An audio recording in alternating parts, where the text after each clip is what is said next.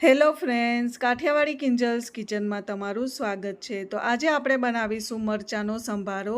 આની પહેલાં મેં ભરેલા મરચાંનો સંભારો શેર કર્યો હતો, એની જ બીજી રીત છે। તો તમે આ રીતે પણ બનાવી શકો છો એ જ મસાલાનો ઉપયોગ કરીને। તો વિડીયોને છેલ્લે સુધી જરૂરથી જોજો। વિડીયો ગમે તો લાઇક, શેર અને ચેનલને સબસ્ક્રાઈબ જરૂરથી કરજો। તો ચલો હવે રેસીપી સ્ટાર્ટ કરીએ। અને જો તમે મારી ચેનલ ઉપર નવા હોય અને ચેનલને હજુ સુધી સબસ્ક્રાઈબ ના કરી હોય તો જલ્દીથી ચેનલ સબસ્ક્રાઈબ કરી લો। આવી જ રીતે નવી નવી રેસીપી શેર કરતી રહીશ। તો ચલો હવે રેસીપી સ્ટાર્ટ કરીએ।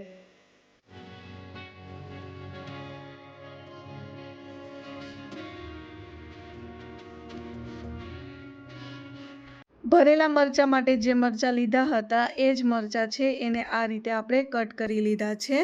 તો આ રીતે આપણે મરચાંનો સંભારો બનાવવાનો છે, એટલે મરચાંને મેં આ રીતે કટ કર્યા છે। તો હવે આપણે એનો વઘાર કરી લઈએ। તો એક કઢાઈની અંદર આપણે થોડું તેલ લેશું અને તેલને ગરમ થવા દઈશું। સંભારામાં વધારે તેલની જરૂર નથી પડતી, એટલા માટે આપણે અહીંયા થોડું તેલ લેશું। જેવું તેલ ગરમ થાય એટલે સૌ પ્રથમ આપણે અહીંયા મેથી ઉમેરીશું। મેથીથી સંભારાનો ટેસ્ટ ખૂબ જ સરસ આવે છે। મેથીને અહીંયા સારી રીતે પકાવવાની છે, જ્યાં સુધી એનો કલર ચેન્જ ના થાય ત્યાં સુધી। તો અહીંયા તમે જોઈ શકો છો ધીમે ધીમે કલર ચેન્જ થવા લાગ્યો છે, પણ હજુ બી બ્લેક જેવી ના થાય ત્યાં સુધી આપણે સારી રીતે પકાવીશું। મેથી જેટલી પાકેલી હશે એટલી જ ખાવામાં સરસ લાગશે। તો મેથી પાકવા લાગી છે, તો હવે આપણે અહીંયા રાઈ ઉમેરી દઈશું। મેથી રાઈને સારી રીતે પકાવીશું। હવે આપણે અહીંયા જીરું ઉમેરીશું। તો અહીંયા અડધી ચમચી જેટલી મેં રાઈ અને અડધી ચમચી જેટલું જીરું લીધું છે। તો અહીંયા ત્રણેય વસ્તુ સારી રીતે પાકી ગઈ છે। તો હવે આપણે અહીંયા હિંગ ઉમેરી દઈશું।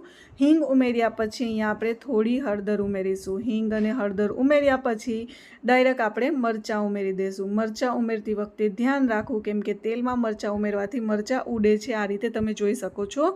એટલે આપણે એને ઢાંકી દઈશું। એટલે થોડી વાર ઢાંકીશું એટલે મરચાં પછી ઉડશે નહીં। તો અહીંયા તમે જોઈ શકો છો આ રીતે આપણે ઢાંકી દીધા છે। હવે આપણે ખોલીને સારી રીતે મિક્સ કરી દઈશું। ભરેલા મરચાંનો સંભારો પણ ખૂબ જ સરસ લાગે છે, અને આ રીતે પણ તમે મરચાંનો સંભારો બનાવશો તો પણ ખૂબ જ ટેસ્ટી લાગશે। અત્યાર સુધી મેં જેટલી પણ રેસીપી, જે સંભારાની રેસીપી છે શેર કરી છે, તમને લોકોને વધારે ગમી છે, તો એના માટે વિડીયોને લાઇક જરૂરથી કરજો અને આમને આમ સપોર્ટ કરતા લેજો અને ચેનલને પણ સબસ્ક્રાઈબ જરૂરથી કરજો। અહીંયા તમે જોઈ શકો છો ધીમે ધીમે મરચાં પાકવા લાગ્યા છે। અહીંયા સ્વાદ અનુસાર આપણે મીઠું ઉમેરીશું। હજુ પણ મરચાંને આપણે સારી રીતે પકાવીશું। અહીંયા મીઠું ઉમેર્યા પછી સારી રીતે મિક્સ કરી લઈશું। અને જો તમારું કોઈ રેસીપી માટે સજેશન હોય તો પણ કમેન્ટ કરીને કહી શકો છો। એ રેસીપી બનાવી અને જરૂરથી શેર કરીશ। અને જેટલા લોકો કમેન્ટ કરે છે એના માટે થેન્ક યુ સો મચ। આવી જ રીતે સપોર્ટ કરતા રહેજો। અહીંયા તમે જોઈ શકો છો હવે આપણે અહીંયા ઢાંકીને 1 થી 2 મિનિટ જેવું પકાવીશું। તો અહીંયા 1 થી 2 મિનિટ જેવું થઈ ગયું છે। મરચાં સરસ રીતે ફ્રાય થઈ ગયા છે। તો હવે આપણે અહીંયા ખાંડ ઉમેરીશું। ખાંડથી સંભારાનો ટેસ્ટ ખૂબ જ સરસ આવે છે। તો મેં અહીંયા અડધી ચમચી જેટલી ખાંડ લીધી છે। ખાંડ ઉમેર્યા પછી હવે જે આપણે ભરેલા મરચાંનો મસાલો બનાવ્યો હતો, જો એ વધ્યો હોય તો તમે આ સંભારાની અંદર ઉમેરી શકો છો। એનાથી ખૂબ જ સરસ ટેસ્ટ આવે છે। અને જો તમારી પાસે મસાલો ના વધ્યો હોય તો તમે આ રીતે બનાવી શકો છો। એની રેસીપી તમને ભરેલા મરચાંના વિડીયોમાં મળી જશે। તો અહીંયા આપણે 2 ચમચી જેટલો મસાલો ઉમેરી દઈશું। મસાલો ઉમેર્યા પછી સારી રીતે મિક્સ કરી દઈશું અને ગાર્નિશિંગ માટે કોથમરી ઉમેરી દઈશું। એટલે અહીંયા સંભારો બનીને તૈયાર થઈ જશે। છે ને એકદમ સરળ રીત। જો તમારે ભરેલા મરચાં ના બનાવવા હોય તો તમે એની આ બીજી રીત છે, તમે આ રીતે બનાવી શકો છો। સંભારો ખૂબ જ ટેસ્ટી લાગે છે। અહીંયા આપણે ગાર્નિશિંગ માટે કોથમરી ઉમેરી દઈશું। તો અહીંયા એક વાસણની અંદર આપણે સર્વ કરી લઈશું। સંભારો બનીને તૈયાર થઈ ગયો છે।